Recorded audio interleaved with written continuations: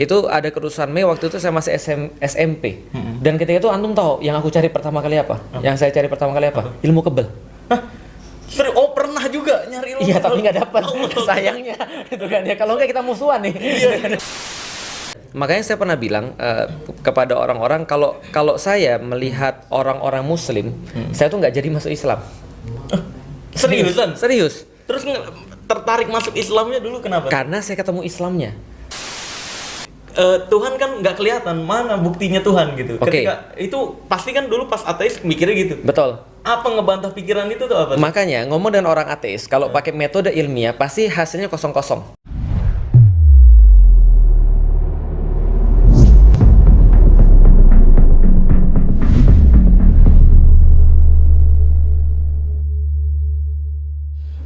Oke guys, kembali lagi bersama gue Marcel Radival, The Red Fire Magician untuk Solo Merah Indonesia. Cepet banget ngomongnya ya. Dan saya dari negara merah. Yang penting tidak itu bisa langsung di-cut. Bahaya. Baru mulai udah bahaya. Baru mulai ada radikal. Udah di pinggir jurang. Iya betul. Tapi jangan sampai terjun lah ya. Jangan, bahaya. Oke, sekarang saya sedang berada di Kayangan di daerah Bogor. Luar biasa. Iya, jadi di sini Kurang spesial. bidadari ya kalau Kayangan ya. Iya benar. Belum ada. Belum. Ya insya Allah nanti ya di kehidupan berikutnya. Ustaz. Amin ya Rob. Amin. Istri aman Ustaz kalau gitu Ustaz? Aman. Oh aman ya? Ya paling cuma kadang-kadang ini aja kita harus puasa aja Senin Kemis, tambah Selasa Rebo gitu misalnya. Jadi masak sendiri ya? Iya. Bidadari aja tuh yang masak gitu. Iya, suruh aja masak bidadari gitu. Iya. Oke, video kali ini spesial lagi nih guys, bersama Ustadz Felix Xiao. Alhamdulillah, Masya Luar Allah. biasa, Masya Allah. Ini Ustadz yang menurut saya pemikirannya juga kritis juga nih. Oh, Masya Allah. Dan gini Ustadz, saya saking kritisnya nih, terutama kan nyerang-nyerang dukun-dukun nih, saya bongkar-bongkarin rahasia-rahasia kebohongannya nih. Iya, saya lihat tuh pas heboh banget tuh.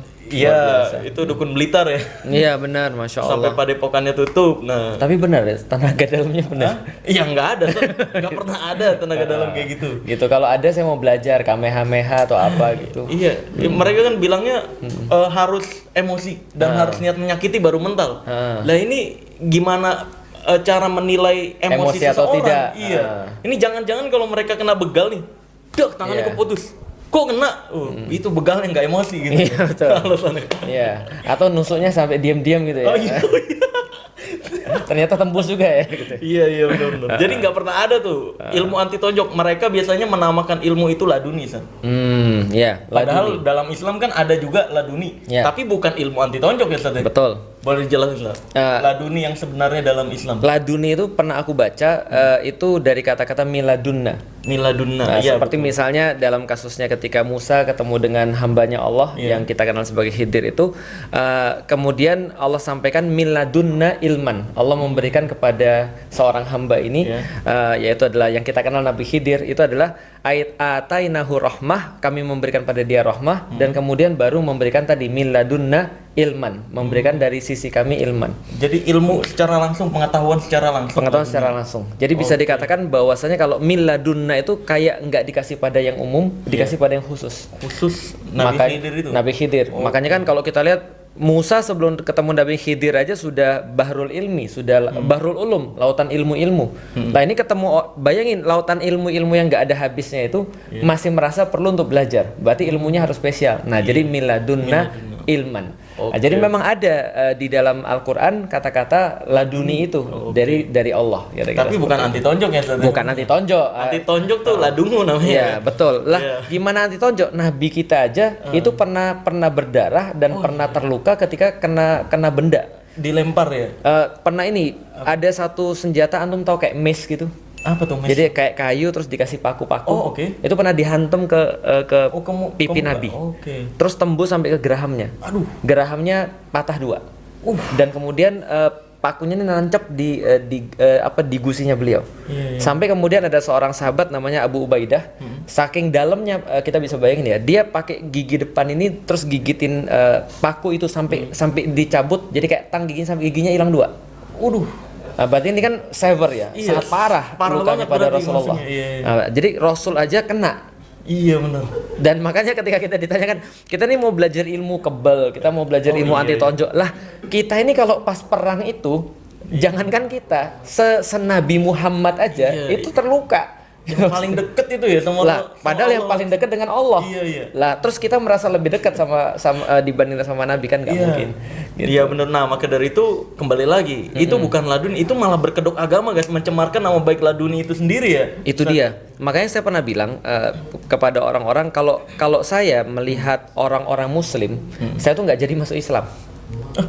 Seriusan? Serius. Terus tertarik masuk Islamnya dulu kenapa? Karena saya ketemu Islamnya.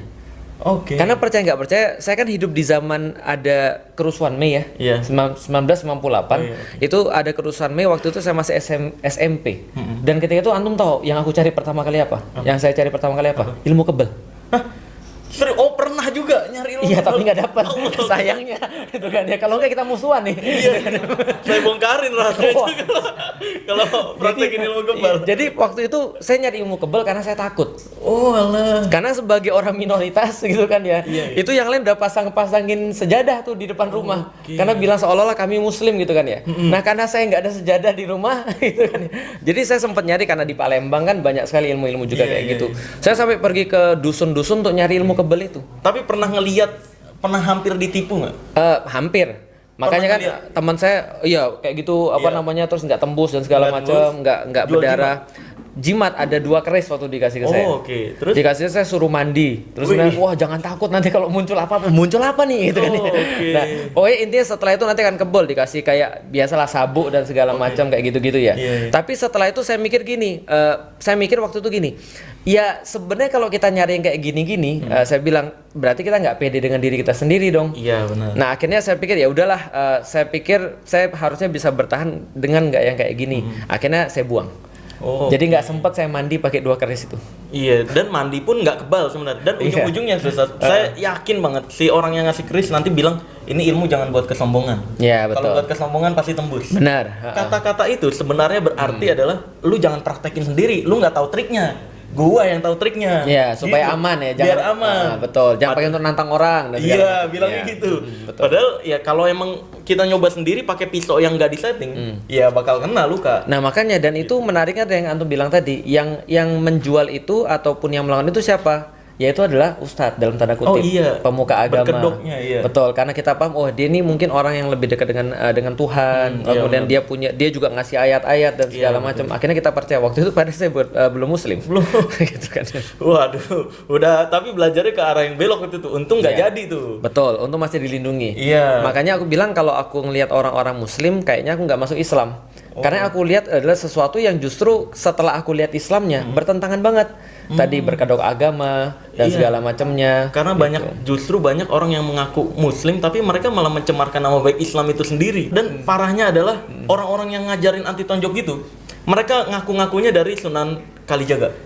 Bahkan kalau kita cari riwayat Sunan Kalijaga yang mengajarkan ilmu anti tonjok, nggak pernah ada. Dan ketika kita pentokin, lu dapat riwayat dari mana Sunan Kalijaga ngajarin ilmu anti tonjok? Mereka mentoknya adalah, iya gue mimpi bertemu Sunan Kalijaga.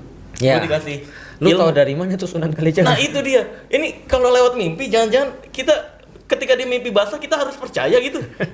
Mimpinya asli. Aneh banget. Om saya tuh pernah bilang gini, Lik, aku tahu kamu tuh masih muda, Oke. tapi kamu tuh belum tahu apa-apa.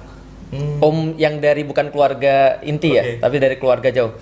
Percayalah, kamu tuh sekarang tuh nggak ngerti apa-apa. Aku sudah pernah ketemu sama Muhammad. Kaget saya. Asli. Padahal dia bukan muslim.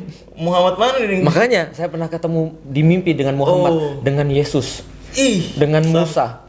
Wah luar biasa ini. Sudah saya nggak ikut-ikut kalau gitu. Dan kadang-kadang yang kayak gini-gini, even bapakku aja kadang-kadang mainin. Kan dia bilang kan dia bisa ngelihat sesuatu yang goib kata dia. Nah terus tiba-tiba malam-malam tuh dia kayak berantem kata bapakku. Setelah dia kayak berantem tuh ternyata dia bilang, bapakku kan kebangun tuh karena tidur bareng dia. Kamu ngapain? Dia bilang, ini nih aku lagi ngelawan orang-orang nih. Dia masuk dari pintu gitu kan ya. Lah kan tapi kan pintunya katanya sudah kamu bentengin. Iya tapi sekarang dia masuk dari tembok. Gitu kan.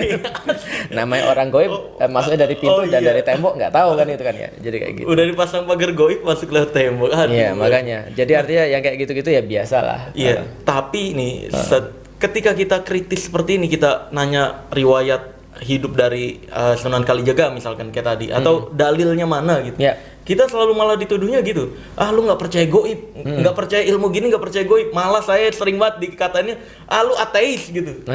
Pesulap merah tuh ateis. Astagfirullahaladzim. Padahal nggak pernah guys. Yang pernah ateis malah Felix. Saya pernah ateis SMP. SMP saya ateis. The real ateis gitu. Bukan the karena real malas ateis. ibadah ya. SMP iya. Justru waktu itu saya jadi ateis setelah pergi ke tempat ibadah berkali-kali. Oh, Sampai saya dapat kesimpulan Tuhan tidak ada. oh I see. Apa yang membuat muncul kesimpulan Tuhan tidak ada? Karena saya ngelihat orangnya. Kamu ngaku kamu pengikut Tuhan, tapi kamu pergi ke rumah ibadah cuma untuk proklamasi kalau kamu sudah punya cewek. Ternyata kelakuanmu nggak ada yang berubah. Oh, Ternyata kelakuanmu gini-gini aja. Mau agama apa aja sama. Makanya saya bilang semua agama itu cuma karangan doang. Dan saya kan suka main game ya. Iya. Saya main Final Fantasy, saya main Xenogears, saya main Legend of Legaia dan segala macam. Nah, itu kan adalah game-game itu dibuat dengan semacam kayak apa ya? Pra-production yang benar-benar kuat untuk menjadikan konsep bahwa Tuhan ini nggak lebih cuma AI aja atau sesuatu yang diciptakan oleh manusia untuk keteraturan, order, moral. Sehingga saya bilang ya, saya nggak perlu Tuhan untuk hidup baik. Dan sebenarnya Tuhan nggak ada, karangan orang doang dan andalan seorang ateis dong. Kalau kamu memang merasa ada Tuhan, buktiin. Iya bener, mana kelihatan juga enggak gitu ya. Ternyata saya ngeliat sekarang orang ateis itu lebih bagus. Apanya? Kenapa? Daripada orang-orang yang benar-benar nggak peduli dengan agama, mending ateis. Daripada orang yang nggak peduli sama agama sama. Betul. Orang malas, tapi belaga ateis itu sebenarnya nggak peduli sama agama. Oh iya. Mendingan ateis sekalian. Karena dia mempelajari. Kalau dia mikir, itu malah seneng saya. Karena sudah setengah Islam. Oh iya. Kan sudah la ilah. La ilah ya. Tinggal ilallah. Ilallah ya. Nah, udah tidak ada Tuhan ya. Betul. Nah, jadi kalau ateis dari dulu saya udah merasa ateis. Nah, setelah ateis terus kita belajar di SMA, saya dapat di dunia sains bahwasanya ternyata setelah saya lihat di dunia sains saya nyerah. Nggak mungkin semuanya tercipta secara kebetulan. Rumit banget. Yang terakhir saya posting di Instagram itu saya posting daun. Bagaimana daun itu kemudian urat-uratnya tertata rapi dan segala macam, dan itu baru satu daun. Ada berapa banyak daun di dunia ini? Itu baru daun, belum batang, belum akar dan segala macam. Nah, kerumitan ini nggak mungkin tercipta secara kebetulan. Tercipta sendiri nggak mungkin. Berdasarkan alam gitu kan. Kalau ateis kan pemikirannya kan alam yang berkuasa gitu. Bisa, ada yang ngitung. Namanya Profesor Roger Penrose. Apa tuh? Dia seorang ahli matematikawan dan dia berusaha untuk mencoba menjawab berapa probabilitas bahwasannya alam semesta tercipta secara kebetulan. Ternyata probabilitasnya 1/10 pangkat 10 pangkat 123. Aduh, itu bahasanya ribet banget. 1/10 pangkat 10 pangkat 123. Iya. Orang sains, anak IPA biasanya nggak mau jawab. Jawabannya cuma banyak. Tapi anak IPS malah bisa jawab. Apa tuh? Jawabannya more than impossible, lebih daripada nggak mungkin bahwa alam semesta tercipta secara kebetulan. Berarti kita dengan sendiri mustahil banget. Berarti pasti harus ada yang menciptakan. I see, oke. Kan Ustadz Felix ngerti nih, kalau ateis yang males tuh yang kayak gini ateis yang sebenarnya itu gimana biar saya nggak difitnah-fitnah ateis terus nih? Ateis pemikirannya sebenarnya gimana tuh? Itu tidak. Teis itu kan adalah Tuhan. Iya, jadi sebenarnya dia menganggap bahwa semua ini tidak memerlukan Tuhan untuk eksis. Makanya yang dipuji dan dipuja oleh orang-orang ateis adalah sains. Karena menurut mereka sains bisa menjelaskan segala sesuatu ini datang dari mana. Padahal sebenarnya kalau ibarat contoh gini ya. Ibarat antum melihat ada kue misalnya. Ada kue yang dibuat sama ibu antum. Nah, maka seorang ateis atau saintis, enggak usah ateis deh, saintis lah ya, yang mereka bilang bahwa sains ini adalah yang bisa menjelaskan segalanya. Yang dijelasin sama sains itu adalah ini kuenya dari bahan apa. Ini kuenya buatnya gimana? Di oven berapa lama? Gulanya berapa banyak dan segala macam. Itu sains, itu wilayah sains. Nanti kuenya dihancurin terus diteliti, nitrogennya berapa, karbonnya berapa, oksigennya berapa dan segala. Itu wilayah sains. Tapi yang nggak bisa sains jawab adalah kue ini dibuat untuk apa? Itu hanya bisa dijawab dengan nanya emak antum. Yang buatnya. Nah, agama itu wilayah itu. Maka sebenarnya agama nggak pernah ada masalah dengan sains, karena dua hal yang memang menjawab pertanyaan berbeda. Agama menjawab why, sains menjawab what and how. Jadi sebenarnya ateis itu memutus. Jadi dia cuma bilang bahwa iya ini kue ada di sini udah, dan begini cara terciptanya kue. Tapi dia bilang ini kue untuk apa? Dia bilang ya bisa jadi untuk apa aja, untuk ulang tahun, untuk makan ramen. Tapi yang benar-benar yang tepat, exactnya untuk apa adalah tanya yang buat. Nah, pertanyaannya mereka bahas nggak tentang tanya yang buat? Enggak. Nah, saya nggak pasti. Ateis memotong itu. Jadi cuma nggak ada Tuhan, semuanya tercipta secara sendirinya. Nah, efeknya yang paling parah adalah ateis merasa bahwa pusat kehidupan manusia adalah manusia itu sendiri. Maka ciri-ciri ateis, dia nggak mau diatur sama selain diri dia sendiri. Oh iya, karena mereka mikirnya adalah hukum alam Mereka lebih ngerti. bersambung dengan energi diri gitu. Betul. Kan? Iya, Antroposentris. Iya. Mereka sangat bertitik tolak pada manusia. Ya terserah aku dong. Contoh misalnya, boleh nggak misalnya berzina? Kalau dalam Islam nggak boleh. Nggak boleh. Tapi kalau sama ateis, Oh nggak tahu deh. loh, kenapa nggak boleh suka sama suka? Nah itu kata mereka. Iya. Lah kenapa? Karena mereka nggak merasa perlu diatur sama sesuatu entitas yang lebih tinggi. Karena mereka nggak percaya entitas yang lebih tinggi. Iya. Nah karena itulah mereka antroposentris, itu ciri-ciri ateis. Jadi efeknya itu yang berbahaya sebenarnya. Jadi gitu. Tapi gini loh, di Indonesia nih anehnya adalah mereka-mereka yang banyak yang kayak gue nggak percaya Tuhan tapi percaya zodiak tuh gimana Sob? Ya kan? Zodiak padahal ditulisnya ngasal. Iya, makanya aku bilang gini, orang itu perlu pelarian. Ketika dia tidak mendapatkan informasi yang benar, dia sebagai manusia tetap perlu informasi. Maka dia harus cari informasi apa? Informasi yang dapatnya nggak benar. Iya. Makanya kalau dikatakan sebenarnya gini, menurut antum iblis kan ada, kita yakin ya? Ada, iya. Iblis tuh keahliannya apa menurut antum? Iblis menyesatkan kan, bukan? Iblis itu betul, tapi apa yang disesatkan? Manusia Lewat Katanya menarik. bisikan-bisikan tuh. Nah, biasanya. bisikannya apa? Itu Iya. udah mendekati itu. Ya bisikan-bisikan untuk mengarah ke hal yang kita Negatif. anggap salah, iya. Nah.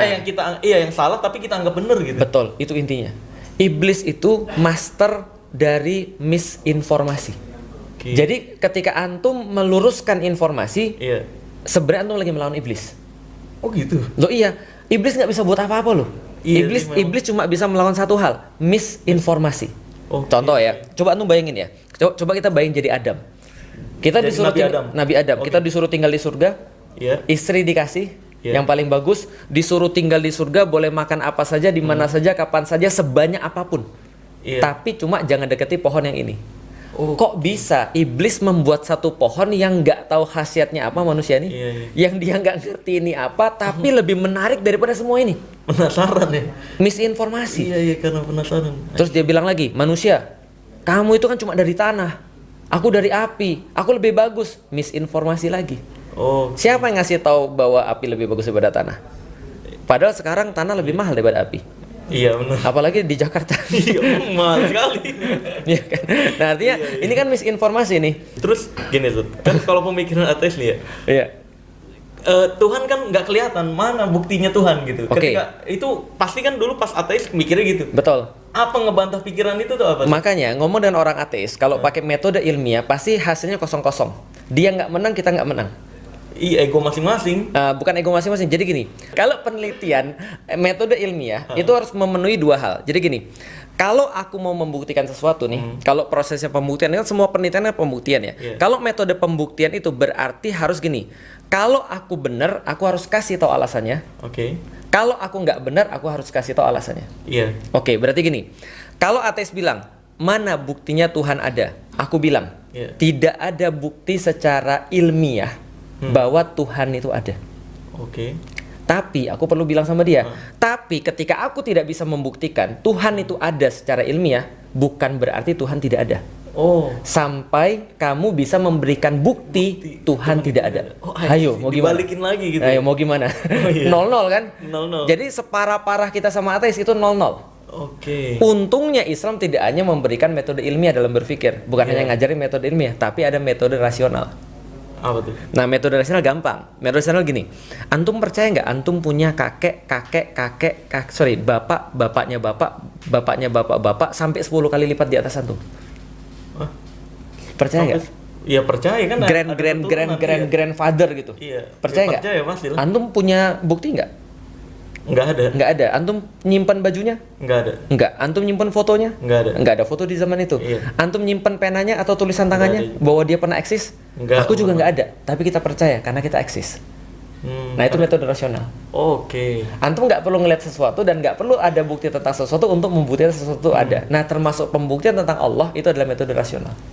Oke. Metode rasionalnya gampang. Makanya aku bilang tadi, ketika segala sesuatu di atas dunia ini itu begitu rumit dan probabilitasnya 1/10 pangkat 10 pangkat 1 2 3, maka kalau ada orang yang bilang bahwa Tuhan itu tidak ada, dia harus jawab dari mana semua ini.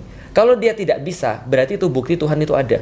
Makanya kalimat di dalam Islam syahadat itu dari negasi, la ilaha illallah, bukan langsung Tuhan itu Allah, enggak, tapi tidak ada Tuhan selain Allah. Kenapa dinegasi? Karena di dalam ilmu rasional matematik itu tidak bisa tidak berarti pasti ada. Tidak boleh tidak berarti harus. Negasi ketemu negasi itu artinya pemastian. Kalau pasti, contoh kayak ini ya, saya di sini sendirian, istri saya nelfon, Abi di mana? Lagi di studio. Ngapain? Saya pergi ke sana. Saya sendirian di sini. Ada apa? Saya bilang saya sendirian, bukan berarti nggak ada orang lain. Tapi kalau saya bilang nggak ada orang di sini selain saya, berarti pasti benar-benar penegasan. Pertanyaan ateis berikutnya. Kalau Tuhan emang ada, Tuhan itu kan katanya tahu segala hal, tahu akhir dari segala hal di dunia ini. Tahu manusia akan banyak yang masuk neraka. Kenapa mereka tetap menciptakan manusia? Berarti Tuhan tuh emang sengaja pengen nyiksa manusia dong gitu. Ya, itu berarti belum nonton Marvel. Avengers. Ya, kita sudah tahu juga bahwasanya setelah apa namanya, yang namanya Avenger pasti menang gitu kan ya. Tapi kenapa kita nonton? Ya karena kita mau tahu ceritanya. Tapi Tuhan bukan kita. Waktu itu kan adalah sesuatu yang bersifat relatif ya. Bagi kita sebagai seseorang, bagi kita yang kita itu adalah makhluk yang dibawa waktu. Kita tuh punya present sekarang, punya future masa depan, dan punya past, punya masa lalu. Iya benar. Ibarat kalau seandainya kalau kita gambar nih, gambar di kertas itu, kertas itu adalah 2 dimensi. Dia cuma punya panjang dan punya lebar. Tapi dia nggak punya bentuk. Sedangkan kita yang gambar itu 3D, kita punya dimensi. Nah, kalau kita beda dimensi terus mau disamain itu jadinya agak awkward. Nah, kalau dia berbicara bahwa Tuhan kan tahu segala-galanya. Kalau Tuhan tahu segala-galanya, siapa yang masuk surga, siapa yang masuk neraka, terus ngapain dia menciptakan manusia? Berarti dia mengandaikan Tuhan itu jadi makhluk. Karena makhluk yang cuma ngerti past, present, and future. Nah, kalau misalnya dia melakukan seperti itu perbandingannya tidak pas. Seperti ada orang nanya, enakan mana, laptop atau Apple? Itu tidak perbandingan yang pas. Makanya tidak ada jawaban yang benar atas pertanyaan yang salah. Nah, pertanyaan harusnya begini, bagi Tuhan itu tidak ada yang namanya past, present, and future. Dia sudah tahu semuanya. Tapi masalahnya kita nggak tahu. Karena kita nggak tahu dan kita nggak disuruh dicari tahu. Makanya pembahasan tentang takdir itu adalah Rasul sampaikan, kalau sampai pembahasan tentang takdir, hentikan. Ada perintah. Kenapa? Karena nanti kamu akan berujung pada sok tahu. Nah, terus gimana Ustaz tentang fitnahan-fitnahan orang yang nggak percaya dukun? Dituduhnya sama dukun kan nggak percaya goib gitu. Nah, sebenarnya zaman dulu tuh kan Ustaz Felsio juga belajar tentang sejarah-sejarah nih. Di Islam itu dulu dukun tuh kayak gimana yang dimaksud? Datang ke dukun tuh 40 hari sholatnya nggak diterima. Itulah namanya misinformasi lagi. Coba antum bayangin ya, seluruh nabi itu hidupnya diwarnai dengan misinformasi. Makanya contoh kayak Musa itu kurang apa hebatnya? Tapi yang dikatakan oleh Fir'aun kepada orang-orang adalah Musa ini lagi mengadu domba kita. Dia pengen membuat negeri Anda ini hancur sehingga Anda nggak punya rumah lagi. Nggak usah Nabi Musa, yang paling dekat Nabi Muhammad. Kurang baik apa Nabi Muhammad? Tapi Nabi Muhammad malah dituduh sebagai tukang sihir. Dituduh sebagai dukun. Dituduh sebagai penipu dan segala macam. Akhirnya karena mereka nggak dapat bukti-buktinya, mereka tuduh sebagai orang gila. Kan itu ya. Nah, majnun. Nah, artinya yang kayak gini ini mah biasa. Orang-orang yang misinformasi itu akan ngasih tahu bahwasanya yang baik itu jadi jelek, jelek itu jadi baik. Makanya fitnah terbesar menurut Rasulullah itu adalah ketika nanti di akhir zaman itu ada orang-orang baik akan dikatakan buruk. Emang udah diperkirakan sama Rasul. Betul. Dan ada orang-orang buruk yang dikatakan baik hanya gara-gara mereka pintar ngomong atau mereka nguasain media. Iya, pinter acting sih. Pinter acting atau apapun lah gitu kan ya. Yang penting yang jelas jadi begitu. Nah, kalau gitu kita lihat yang dinamakan dengan dukun itu apa? Dinamakan dengan dukun adalah justru ketika dia punya kekuatan lain selain daripada Allah. Dan dia berharap pada kekuatan lain itu. Bergantung kepada hal lain. Bergantung pada hal yang lain. Makanya kan lucu kan ya. Ada hal yang bagus banget ketika saya pernah berguru sama ustadz saya. Lalu ada orang bilang, kita udah berlatih kebal untuk gini segala macam. Guru saya cuma bilang gini, kita tuh berjihad itu bukan cari kebal. Justru orang berjihad tuh cari mati. Nyari betul nggak darahnya sih? keluar, iya. Betul. Nyari darahnya Justru keluar, pengen Mas. syahid kan. Iya, betul. Orang-orang Turki ketika dia pergi untuk berperang, Iya. mereka tuh cuma ngarepin salah satu dari dua hal. Kalau nggak mereka mati syahid, hidup lalu mendapatkan gelar Ghozi namanya, alias orang yang selamat ketika berperang. Iya. Nah makanya Rasul sampaikan orang-orang yang berada di bawah bayang-bayang pedang itu adalah masuk surga. Kenapa? Karena ketakutan dia ketika dia kehilangan nyawa dia untuk mempertahankan keyakinan dia kepada Allah, ini cukup untuk diganjar dengan surga. Artinya kan lucu. Ini cara pandang gini, Mas. Coba di dalam Al-Quran Allah bilang gini, orang-orang kafir takut mati. Orang kafir takut mati. Makanya dalam beberapa ayat Allah katakan fatamannawul maut in kuntum shodiqin. Kalau Anda benar, Anda harusnya nggak takut mati. Karena mati bagi orang beriman, cara pandangnya adalah Iya. pertemuan dengan kekasihnya. I see. Ketemu Allah itu ya. Betul, ketemu dengan kekasihnya, Rasul, Allah. Iya. Tapi mati bagi orang-orang yang kafir atau orang-orang yang nggak percaya dengan Allah adalah perpisahan dengan yang dia sayangi. Mobilnya, duitnya, istrinya, rumahnya, Iya. segala macamnya, exposure, popularitas. Iya. Lah bagi kita itu yang kita cintakan bukan ini.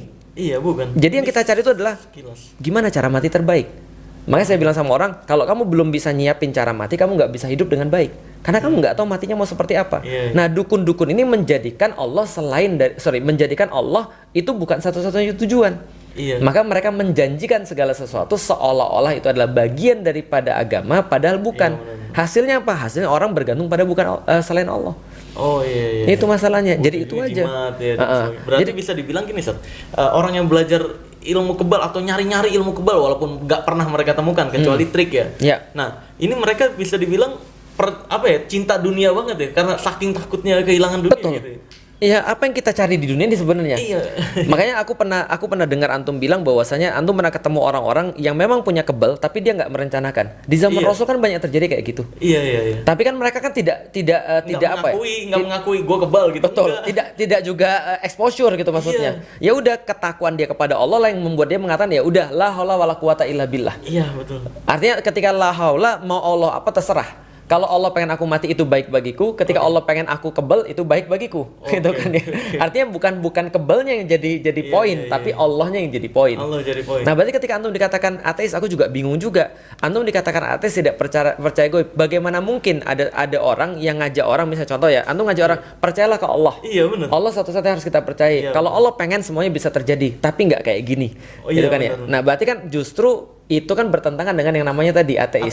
Iya. Betul. Berarti goib itu percaya pada yang goib. Yang dimaksud goib di situ apa? Allah. Iya. Bukan Dukun. dukun. Karena kalau saya pakai counter kata-katanya gini, Tad. Di semua agama itu, bukan Islam doang, semua agama mewajibkan percaya hal goib, Iya. surga, neraka, Betul. Tuhan, malaikat dan lain sebagainya. Tapi ingat juga, semua agama bukan hanya Islam melarang keras untuk percaya perdukunan. Iya, betul. Nggak ada satupun agama membolehkan percaya dukun. Iya. Karena dukun itu ya isinya nipu kalau nggak cabul. Makanya contoh ya, aku kasih satu yang menarik ya. Apakah cerita-cerita yang kayak gini ya, yang heroik dan cerita-cerita goib dalam tanda kutip kayak gini nggak ada di dalam Islam? Banyak. Tapi semuanya karena Allah. Iya. Ada kisah Khalid bin Walid. Oke. Itu pernah ketika mendatangi seorang ratu Persia. Iya. Dia sudah nyiapin racun tuh di tangannya. Oke. Terus kemudian dia nanya, "Kamu Iya. percaya dengan Allah nggak?" Dia bilang, "Saya percaya." Iya. Lah kalau kamu bisa percaya sama Allah, kamu berani nggak makan racun ini? Diminum. Oh, yang katanya racunnya tuh bisa matiin gajah dalam Iya hitungan betul. detik gitu. Nggak mati dia. Iya. Nah artinya ya tapi kalau kita jangan itu kan, Iya, kalau kita iya, nggak iya, yakin. jangan. Maka Iya. semua kan tergantung keyakinan ya. Istiqomahnya beda. Iya, artinya dia nggak minta itu kan. Nggak minta. Dalam cerita-cerita Sirah aku lihat ada 60 kuda bisa berjalan di atas sungai Dajlah, sungai Tigris gitu kan ya. Iya. Lalu kemudian ada batu yang bisa dihancurkan oleh Rasulullah yang nggak bisa dihancurkan oleh manusia. Iya. Ya itu nggak kurang-kurang, cuman poinnya bukan ke ilmunya. Iya. Keyakinannya kepada Allah. Allah, iya bener. Nah itu sering banget saya nih dibentur-benturin dengan kisah itu. Kalau nggak percaya kebal berarti nggak percaya kisah Khalid bin Walid gitu. Kalau nggak percaya orang bisa jalan di atas air yang tadi tuh dibenturin ya. Iya. Nah berarti nggak percaya itu juga. Lah yang saya nggak percaya kan dukun yang sekarang praktekin itu nih. Ya, antum bilang aja yang saya percaya Rasulullah.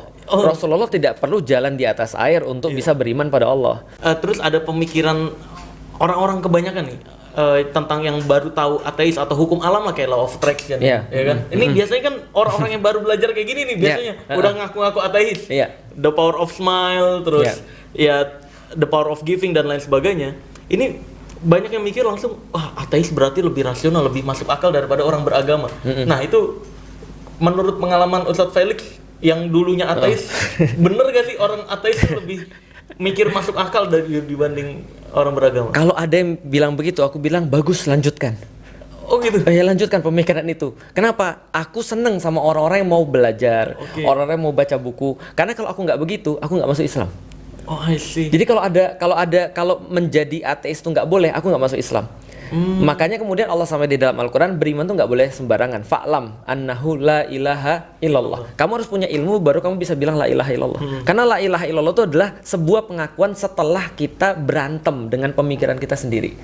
Tapi jangan sampai kamu jadi ateis gara-gara kamu ya nggak mau sholat gitu kan ya, malas kayak gitu. Nah itu nggak boleh. Oh satu lagi, aku bisa ngasih satu contoh yang lebih bagus daripada yang kita bahas ateis tadi. Nih contoh kayak gini ya. Kalau antum kan dibilang kalau lu nggak percaya yang goib, nggak percaya dukun. Kalau nggak percaya dukun, kamu berarti nggak percaya yang goib. Iya. Sekarang banyak orang-orang muslim, antum tahu nggak? Dia bilang gini, Rasulullah tuh kaya. Kalau lu nggak kaya, berarti lu bukan muslim. Karena muslim tuh wajib kaya. Itu sama persis. Dia mengambil sebagian dalil yang mungkin dia nggak tahu itu benar atau salah untuk menjustifikasi apa yang dia lakukan. Antum kebayang nggak sih kalau ada orang-orang yang miskin terus dengar dalil itu? Iya. Kayak saya tuh bukan muslim yang baik, itu kan ya. Padahal banyak nggak dalil-dalil Rasul miskin? Banyak. Di antara dalil orang-orang kaya tadi yang pengen muslim tuh harus kaya, ada satu yang mereka nggak pernah doa. Apa? Rasul bilang begini, ya Allah, hidupkan aku dalam keadaan miskin, matikan aku dalam keadaan miskin, bangkitkan aku di surga dengan orang miskin seperti ini. Ada nggak yang doa kayak gitu? Nggak ada. Aku juga belum berani. Jadi Iya. Gaya itu kan. Ya, emang itu Rasul doang emang. Iya itu Rasul. Tapi maksudnya di dalam Islam tuh tidak pernah mewajibkan satu kondisi apapun, mau kaya, mau miskin, mau kebel, apalagi kebel nggak ada ya. Mau apapun nggak diwajibkan. Yang diwajibkan itu adalah respon terhadap semua itu. Karena kan semua sesuai takdir Allah, terserah Allah mau kita mau seperti dikasih apa? Miskin atau kaya, mau kayak gimana kan? Nah, kalau balik lagi ke tempat ateis tadi, kalau dikatakan apakah benar ateis lebih rasional daripada orang-orang muslim? Lebih metode ilmiah mungkin iya, tapi rasio tidak. Karena secara rasional, apa yang menghalangi seseorang untuk bisa melihat semua ini? Makanya Allah bilang ini, agama tuh mudah bagi orang yang berpikir. Satu-satunya kitab suci, agama-agama setauku setelah aku baca semua ya, hanya Al-Quran yang punya ratusan kali perintah untuk mikir supaya dapat Islam. Dan yang kedua, mengaitkan 100% orang nggak mikir dengan neraka. Oh iya jelas. Ada ya? Banyak sekali. Walaqad dzarra'na li jahannama katsiran minal jinni wal insi lahum qulubun la yafqahuna biha misalnya. Masuk neraka banyak orang-orang. Kenapa? Mereka dikasih akal nggak mikir. Yang kedua, Allah sampaikan di dalam Al-Quran, walakunna nasma'u naqilu ma kunna fi ashabis sa'ir. Orang-orang di dalam neraka berkata begini, kalau saya dengar dan saya mikir, saya nggak mungkin masuk neraka. Yang berikutnya, kenapa khamr diharamkan di dalam Islam dan dikatakan ummul jaroim, ibunya daripada seluruh tindakan kriminal? Karena khamr ngilangin akal. I see. Kalau hilang akal, semua itu jadi salah. Jadi buyar ya. Jadi salah karena orang nggak bisa beriman. Monyet nggak pernah diperintah beriman karena nggak punya akal. Nggak punya akal. Iya. Yang diperintah beriman cuma yang punya akal, jin dan manusia. Malah kalau dalam Islam kita diajarkan untuk berpikir kritis, lebih kritis daripada orang ateis bahkan. Betul. Dan boleh nggak seorang muslim nggak sholat? Boleh. Kalau hilang akal. Kalau hilang akal. Lah maka agama cuma untuk orang yang berakal. Berarti yang nggak punya akal dan kurang kritis nggak beragama. Nggak usah beragama nggak apa-apa. Iya. Jadi justru bagus kalau ada orang mikir. Jadi kalau metode ilmiah kayaknya mungkin ya dia lebih rajin metode ilmiah. Lebih banyak pengetahuan tentang how to tadi, teori how to tadi. Tapi untuk why, rasional tuh why enggak. Makanya dulu salah satu yang menyebabkan aku masuk Islam itu karena baca Sherlock Holmes. Novel Sherlock Holmes. Apa yang Sherlock Holmes tuh ngajarin metode berpikir rasional. Dia bilang gini, ada satu di Study in Scarlet, dia bilang gini kepada temannya John Watson. Dia bilang, Watson, how many times should I tell you? Berapa kali aku harus ngatain pada kamu Watson? If you remove all the improbable, then whatever remains, however impossible, that's the truth. Apa tuh? Dia bilang gini, Watson, aku berapa kali harus ngomong ke kamu, kalau kamu menghilangkan segala sesuatu yang tidak relevan dengan apa yang kita bahas, maka apapun yang tersisa setelah kamu remove semua itu yang nggak mungkin, yang tersisa sebetapapun kamu sulit percaya, itu kebenaran. Itu aku pikirin, aku remove tuh, ini mungkin nggak Tuhan begini, nggak mungkin. Yang tersisa cuma Islam. Metode falsifikasi namanya. Aku bilang, aku nggak suka Islam. Tapi gimana tersisa cuma Islam, konsepnya yang bagus. Ya udah aku masuk Islam. Oh, I see. Yang paling cocok sama pemikiran rasionalnya itu. Betul, yang paling rasional. Jadi gini, aku mau kasih tahu pada seluruh ateis, kamu boleh mocking agama-agama, tapi aku cuma mau kasih tahu bahwasanya yang paling cocok untuk orang ateis secara rasional itu Islam. Karena kamu diperbolehin untuk mikir apapun. Oh, I see. Agama lain nggak boleh. Oh, nggak boleh? Nggak boleh.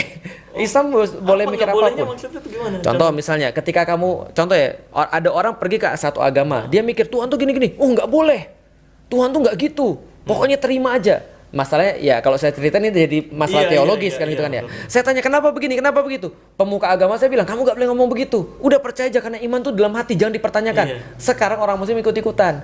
Apa? Padahal orang muslim tuh harus jawab semuanya. Di dalam Islam yang yang benar-benar boleh ditanya itu adalah masalah akidah. Antum boleh nanya apapun masalah akidah. Allah sampai di dalam Al-Quran, hatu burhanakum. Kalau Anda masih punya pertanyaan, sampai kamu puas. Tapi tentang syariat jangan banyak tanya. Kalau kamu sudah beriman, syariat terima 100%.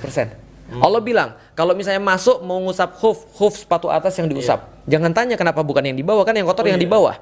Ya udah terima aja, itu udah syariat. Antum sholat subuh 2 rakaat, antum tanya kenapa 2 rakaat ya? Mungkin karena saya masih ngantuk ya. Saya buat 4 rakaat aja, antum dosa. Karena itu syariat. Nah tapi kalau soalan akidah, antum mau nanya 100%, nggak ada masalah. Emang kenapa Tuhan harus Allah? Kenapa Nabi Muhammad harus Rasul? Nggak apa-apa, akidah nggak ada masalah. Allah kasih bebas. Iya. Agama lain nggak boleh. Iya, kebebasan full ya. Agama lain malah kebalik. Akidah nggak boleh ditanya. Syariat silahkan bervariasi. Malah beda-beda jadi. Mau pakai gitar boleh. Mau pakai ini boleh. Pakai lari-lari boleh. Dansa boleh. Iya. Kita nggak. Nah, oke luar biasa nih. Nah, terakhir nih ada pertanyaan. Terakhir, orang ateis tuh nggak punya pasangan ya, Ustaz ya? Karena kan jodoh di tangan Tuhan ya. Iya betul. Iya. Jadi dia gimana Tuhan aja nggak percaya? Ya, dulu belum nikah kan pas ateis? Ateis aku belum nikah. Nah itu jodohnya masih di tangan Tuhan. Justru ateis tuh nggak perlu jodoh, kan dia bisa jajan-jajan. Gitu. Jadi, nah itu kenapa orang ateis ada yang dikasih jodoh juga? Kan jodoh di tangan Tuhan. Nah gitu. Ya karena dia nggak percaya Tuhan. Jadi sebegini. Jadi sebenarnya gini. Kenapa ateis punya jodoh? Tapi kan padahal kan dia nggak percaya Tuhan. Lah. Jadi gini, keyakinan bahwa jodoh tuh di tangan Tuhan itu adalah keyakinan orang beragama. Begitu mereka ateis, mereka keluar daripada keyakinan itu, maka apapun bisa terjadi. Contoh misalnya ya, orang-orang muslim dikatakan, kenapa kamu miskin? Kalau sudah berusaha keras ya, sudah ini takdirnya Allah. Tapi kalau udah berusaha keras ya, kalau belum berusaha keras ya males. Tapi kalau udah berusaha keras itu takdirnya. Oh, gak usah deh, gini deh. Orang muslim ayahnya meninggal atau ibunya meninggal, dia bilang ini sudah takdir Allah. Maka dia tidak boleh ngomong gini, andai aku lebih cepat nganterin bapakku ke rumah sakit, atau andai aku nganterin andai dokternya lebih bagus, andai aku punya duit, enggak. Bismillah, terima dengan ketentuan Allah. Itu seorang muslim. Tapi orang-orang barat, ateis, bukan orang barat, ateis nggak nganggap gitu. Ini semua tanggung jawabku. Maka orang ateis itu cepat stres. Karena set of rules-nya beda dengan kita. Jadi kalau kita nanyain gini, orang ateis kan nggak percaya Tuhan, tapi jodoh di tangan Tuhan. Kenapa orang ateis dapat jodoh? Itu salah server mas, bilang gitu. Kamu salah server. Kalau mau jawaban yang benar, kamu masuk Islam dulu. Nanti aku jawab. Atau kita bisa jawab gini nggak sih?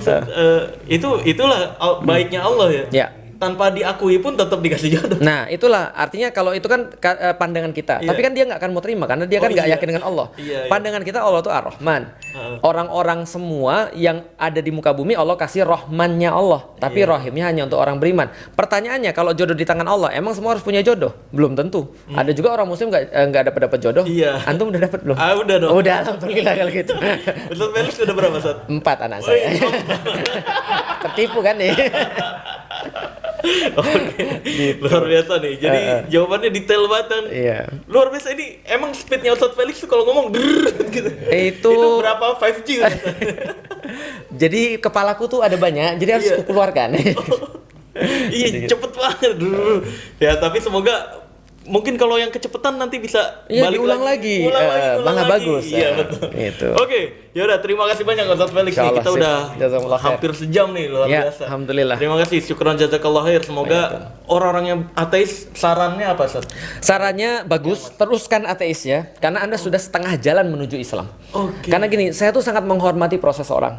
Dan sebagai orang yang ateis, saya ngerti bagaimana kegalauan menjadi seorang ateis. Menjadi orang ateis itu bukan berarti sesuatu yang buruk juga. Bisa jadi karena memang dia nggak ketemu Tuhan yang benar. Artinya ada keinginan untuk mencari itu udah aku respect banget. Nah makanya ketika kita sudah sampai di titik itu, cobalah. Orang ateis itu senangnya satu aku. Kenapa? Dia membuka kemungkinan semuanya. Jangan sampai kita jadi orang ateis, tapi kita menutup kemungkinan. Nah makanya aku sering bilang sama orang ateis, oke, menurut kamu kan begini, menurut aku begini. Mungkin aku yang salah, tapi mungkin kamu juga yang salah. Iya. Mungkin kamu yang benar, tapi mungkin juga aku yang benar. Nah kalau sudah kemungkinan itu dibuka semua, yuk diskusi. Oke. Selama dia nggak nutup pemikiran ya. Cuma dua yang membuat orang nggak bisa beriman. Apa tuh? Aba was takbar. Apa tuh? Itu nutup pintu. Pertama abai, bodoh amat. Ini maka aku bilang, aku lebih khawatir orang yang bodoh amat. Bodoh amat selalu dah. Oh iya. Gak usah ngurusin gue. Gitu ya? Kalau ateis nggak apa-apa. Nah satu abai, yang kedua was takbar, merasa dirinya lebih hebat. Itu udah tutup dulu semua tuh. Oh, iya. Udah percuma ya debat sama orang kayak gitu. Percuma. Karena banyak orang-orang ateis, ketika ada banyak orang ateis datang masih mau diskusi, aku selalu bisa ngasih sesuatu pada mereka. Tapi kalau mereka sudah nggak mau, ya aku juga nggak bisa apa-apa. Oke, siap. Mungkin begitu aja video kali ini, udah cukup panjang juga nih. Terima kasih banyak sekali lagi. Itulah ilmu marah. Oh, bukan ya. Kan kalau ilmu merah, saya ilmu marah. Enggak, saya ilmu merah aja dituding-tudingnya, wah fitnah, wah ini emosian gitu. Padahal saya nantangin dan ngejek perdukunan gitu. Iya, nggak apa-apa. Iya. Bagus itu. Kadang-kadang antum jadi bagi-bagi tugas. Bagi-bagi tugas. Ada orang yang kayak Nabi Muhammad, gitu kan ya. Nyampainya tuh ya slow, santai. Ada yang kayak Nabi Ibrahim. Semuanya diejek, ujungnya dibakar. Kayak antum itu kan. Ya tapi namanya kan hidup ya. Iya hidup. Kita nggak ada yang tahu sih. Iya betul. Oke, terima kasih. Ya terakhir mungkin cara nutup Al Zaitun gimana Sob? Oh iya. Itu kita harus berbicara tentang sesuatu yang lebih besar. Antum siap nih. Antum yang nggak siap, yakin aku. Ngeri nanti. Ya udah, kita tutup aja daripada ada yang geruduk nih orang. Iya betul. Makanya. Ya udah, sampai jumpa di video berikutnya. Bye bye. Assalamualaikum warahmatullahi wabarakatuh. Waalaikumsalam warahmatullahi wabarakatuh.